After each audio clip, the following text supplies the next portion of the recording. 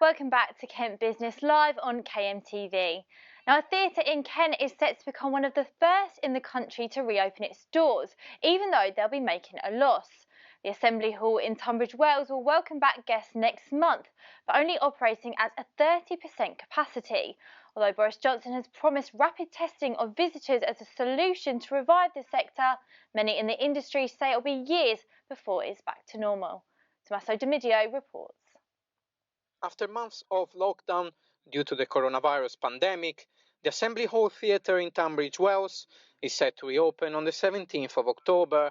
It will be among the first ones to welcome visitors back across the UK, with measures in place to ensure their safety. This will include reduced capacity in the auditorium, with a maximum of 350 pre-booked seats for one performance. All ticket sales will be online, and cash sales at the bar won't be possible, with one-way systems helping people to find their way through the building. The quality of the product, the range of the product, all of those things will be similar to what we've had in the past, with some new things being added. So we will still be offering the same on-stage experience for people. It's just the added value bits of that experience are going to be reduced for the time being until we see social distancing relax. The council-owned theatre closed its doors in line with government guidance on the 17th of March and was being used as a distribution depot for parcels to help out shielding and vulnerable households during lockdown, with theatre staff returning to work from furlough in order to prepare the venue for reopening. How difficult is it for them to make ends meet? You can generate an income that will contribute to the fixed costs of the building. You just can't generate as much of an income that will contribute. So putting on the shows won't necessarily make a loss. It should make a contribution. This also comes as Prime Minister Boris Johnson announced last week that mass testing could allow theatres and sports venues to test audience members on the day and let in only those who ended up being negative. To test that many people, if you imagine it takes 2 minutes to test them and then you've got to wait a while for the things to come through, you can't really parade them in, you can't put them into the theatre until you've got the result of the test, and you can't have 1,000 people queuing outside. Basically, until we have a vaccine or until we have a very fast testing system, and we're not going to get to be able to be what might be called normal, back to normal. However, with a vaccine still very far away and questions over mass testing, experts believe that the show must go on. Well, it is that alternative that that they're doing in Tunbridge Wells. Really, is just getting some activity happening, low cost. It's not a proper business model and it's not profitable, but it might just help ease the situation. Tommaso Demidio for KMTV. And Martin, what are your thoughts on this? Well, I mean, if you take the example of the theatre, I mean, first of all, fantastic that they're opening up again. But, you know, what they need to do really is what all venues, hospitality type, leisure, entertainment type venues need to do. They need a digital proposition and a physical proposition, because they don't know right now. It could be 2 years before they're allowed to have a full theatre back.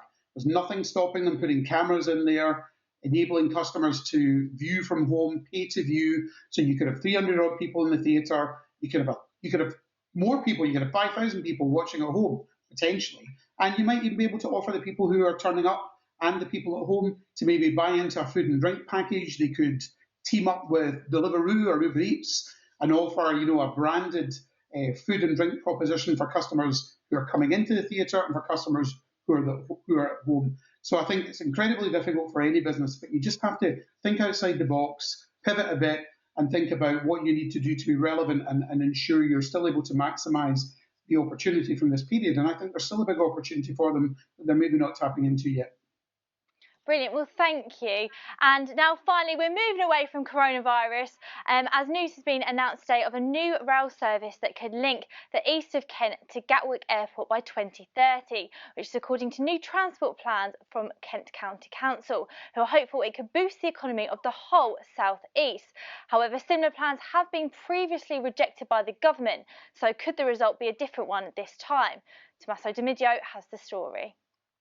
After Manston Airport and the Thanet Parkway train station, Kent could be set for another big infrastructure plan. A rail service linking Gatwick to East Kent could in fact transform the region's rail system by 2030. In order to do this, chiefs at Kent County Council are lobbying the Department for Transport and train operators for a cross-county service to run from Canterbury West to Gatwick Airport near Crawley via the Ashford and Tunbridge stations. The plan is to extend an existing Great Western Railway line which runs from Reading to Gatwick via Red Hill to Mid and East Kent.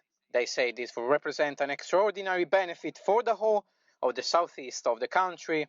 It would provide a cost-effective way of getting from all parts of Kent, especially mid-Kent, to Gatwick. It would be reasonably economical, it would be reliable, and it would be environmentally sound because it would keep traffic off the roads. KCC previously put up similar plans for a train service to run from Gatwick to Ashford, but were turned down due to a business case that did not stand up. I hope that that's not bad news, because, as I say, I do welcome opening up public transport links. But if it was deemed to be commercially not viable last time, I wonder whether it's commercially viable now. This is why transport campaigners in Kent are welcoming the idea, as long as this time the plan gets the green light from the government. Others questioning the rail service also say this comes at a time when the future of the travel industry is still very much uncertain. About 600 jobs could in fact be lost at Gatwick Airport due to an 80% reduction in the number of passengers. It does seem a strange confluence of two different announcements, which in some ways are contradictory.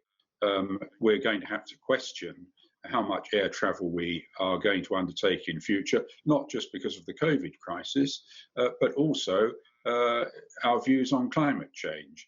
A public consultation on the proposed plans will now run from next Wednesday to November the 17th. Responses will be considered by KCC before they decide whether to approve this on January the 25th. So, with Manston Airport already on the horizon and a potential new link to Gatwick, is Kent's economy once again ready for departure? Tommaso Di Midio for KMTV. So Martin, we'll come to you first this time. Are you for or against the new rail service? Good question. I'm probably on the fence. I can see the environmental benefits of the new rail line. I suppose the question that I think that the councillor raised there about the viability of it from a Gatwick Airport perspective, we obviously don't know at the moment how viable Gatwick as an airport is over the long term. I mean, my instinct is it will come back. Air travel will come back. I'm not as pessimistic about that as I am maybe other people. So I think Gatwick has a long-term future, and at the end of the day, this is a long-term project. So as long as we feel the commercial opportunities there, it may be a good thing. And if it helps other people from Kent getting around the area, it provides other employment opportunities, it improves commuting, there could be some significant benefits to it.